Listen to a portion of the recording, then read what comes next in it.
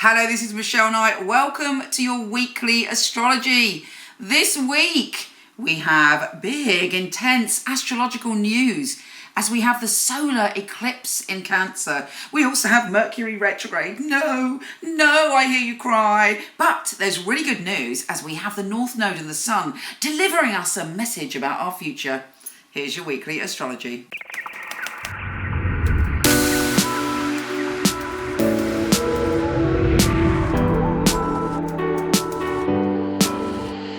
Hello Aries. Well, you've got to be a little bit careful this week because Mercury, the planet of communication, is going retrograde. We all know what that means. It means snaffus. It means, forwarding an email to someone when you're kind of saying uncomplimentary things about them. Perhaps you're sending an email to a friend that mentions your boss. Whatever it is, don't do it. Be cautious before you press send on any emails, any texts. Don't be drunk texting the ex. If you've got to go somewhere, make sure you leave in plenty of time. Although, let's face it, we're not going anywhere quite yet. Now, the big news is the solar eclipse and the new moon in Cancer. It's about change. That cycle that started around the 12th of January is changing now. And we have some kind of revelation about what the past 6 months have been all about. And it has been pretty full on, hasn't it? It has been huge. And mainly your focus on this is around your home and family. How has that changed? Well, it's taught us a lot, hasn't it, about where we're living, our family members, the people that we're intimate with. It's been a revelation about the truth of our personal relationships. Now, because Mercury is retrograde in this area, be careful what you say regarding your home and your family this week, because there could be a lot of misunderstandings. And also, whatever you do not offer any ultimatums unless you mean it. If you mean it, great, rock on. But if you don't mean it, be careful, because, solar eclipses in general, it's endings. And when that ending occurs, there is no going back. That's it. Over and done with. New cycle. And also the other thing about eclipses is you don't get all the information at once. You get bits and pieces. You get a sort of, it's a bit like, it's behind a nylon curtain. You can't quite see the full shape of it yet. But there is an important message coming to you because the North Node and the Sun are coming together, and there is a revelation about where you're going, how you're going to get there, and who you are going to be in the future. And it's definitely worth meditating and working on that and dealing with some of that energy. There is also a QUINCUX, as I mentioned. If you get a chance, check out my general solar eclipse message, because it's got a lot of deep realities in it. But anyway, there's a QUINCUX to Saturn in your connected to other people area, in your political beliefs, in your social media, in your groups of friends. And there's a slight you might have a slight push me, pull you when it comes to those areas. But whatever happens, I believe that it's life-changing and soul-changing, this solar eclipse. So keep your wits about you. Pay attention to what's going on. Really think about how your home and your family is important to your journey going forward. But also pay attention to what any messages that come to you, because we do have this powerful revelation about our future.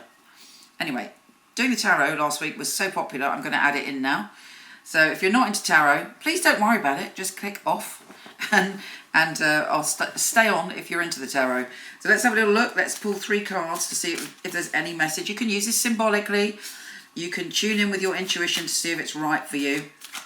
But let's see, Aries, what the tarot has to say about this week's energy for you. Aries. Now, that's not spooky, because we all know that these things exist. But what is this card? This is a card for home and family celebrations, moving. So yeah, that energy is definitely on your mind. You might also be dealing with someone who's very snappy at the moment. Thank Mercury retrograde for that. But there are family issues. You've got the King of Pentacles and the Page of Swords. There may be some infighting or arguing, but don't worry about it, because this is what Rider-Waite called the arrows of love.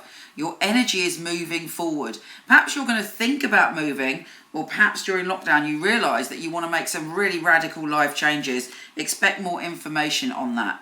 If you feel that somebody's being dishonest with you, pay attention to it. But of course, because Mercury's retrograde, make sure that you are right if you feel that someone's being the trickster. And interestingly, again, that could be connected to your career. There may be someone around you that's undermining you in your career, but now is not necessarily the time to speak out. If you feel disappointed, because what people don't know about Aries is we're very sensitive creatures. If somebody's horrible to us or lies to us, we're like shocked, because we're innocent. We are actually the babies of the zodiac. So we're like, how can that person lie? We're quite naive in a beautiful way, as well as being, warriors. So yes, the Five of Cups, it's like, don't cry over the spilt milk.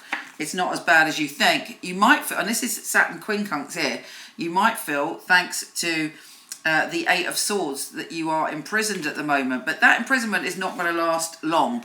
Don't get defensive at this time. Do the work, do what you got to do, and know that your journey is going forward.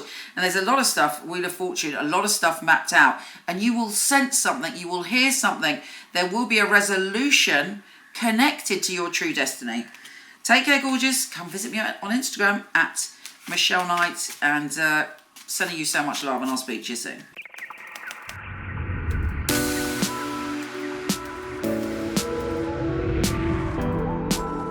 Hi gorgeous, before you go, check out my new film on my fabulous psychics. A lot of people ask me for readings, I don't do them anymore, but for over 20 years I've had an award-winning team of psychics that I truly hand-pick. So check out the film, let me know what you think.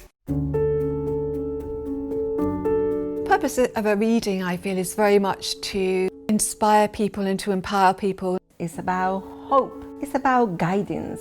Using a phone or being with you, it will be the same, because the matter is spiritual. It's very important for me that the client feels spirit with them. So it was a psychic reading. I don't remember the readings right after, because it's not myself giving that, it's actually coming from spirit. And it is a bit like a three-way conversation. I've got the person on the phone, I've got me, and I've got another voice that's telling me things. I even shock myself, things that I come up with, and I think, how did I get that? I'm channeling messages only for one purpose, to help people. It's been able to help somebody have a map back to where they've got lost from. My priority is to connect to your truth and have the best life that you can have. I think in my readings people feel a sense of a safe space where they can really be themselves, let go.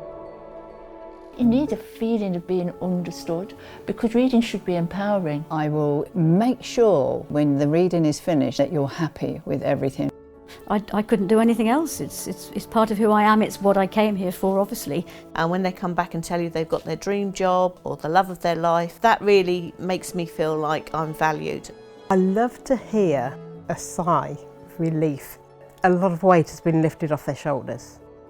We have the answers that we are looking for within ourselves. I know I have the tools to help you. Everything begins and ends with you.